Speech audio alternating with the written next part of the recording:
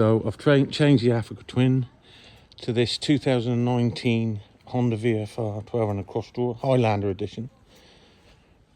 Only had 600 miles on it when I bought it. Just over 1,000 now I've done over the winter. I've done a few things. I've changed the pegs. The standard pegs were puny. I've put an SP Engineering titanium exhaust, which sounds really nice. And they reckon that's 6 horsepower bolt on. Denali DR1 driving lamps. Upgraded all the bulbs to LED. Max touring screen, adjustable one hand.